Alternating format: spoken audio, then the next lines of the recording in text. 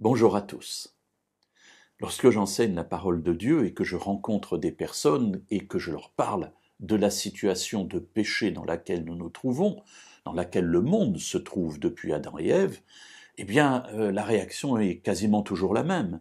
Mais je n'ai pas demandé à venir dans ce monde. Alors pourquoi est-ce que je devrais être tenu responsable de tout cela? Je n'ai pas demandé à naître dans un monde de péché et à être moi-même pécheur.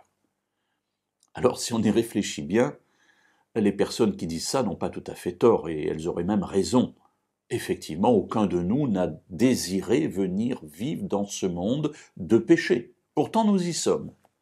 Il y a une sorte d'injustice au péché. Il y a une sorte d'injustice à cette situation que nous vivons et que nous partageons tous.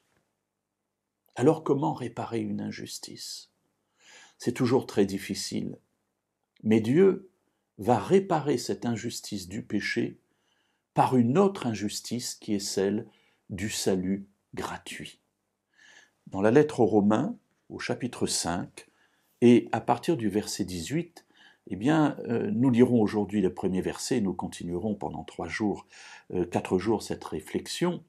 L'apôtre Paul nous dit « Ainsi donc, comme par une seule faute, celle d'Adam et Ève, la condamnation s'étend à tous les hommes.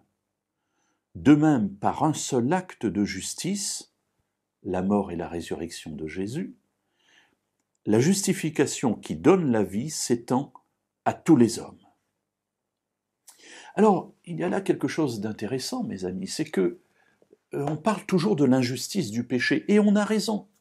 Effectivement, encore une fois, je le répète, je n'ai pas demandé à naître dans un monde de péché. Mais je n'entends personne se plaindre de l'injustice de la grâce. Mes amis, qu'avons-nous payé pour être sauvés? Rien du tout. Pour nous, la Bible nous dit que le salut est gratuit. Il n'est pas gratuit pour tout le monde parce que Dieu paye un grand prix. Jésus a payé de sa vie. Mais pour nous, ce salut nous est donné. C'est un cadeau. C'est une grâce. C'est donc injuste.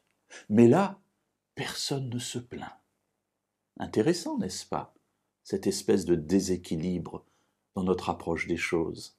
Alors nous verrons dans les jours suivants la suite de ce récit.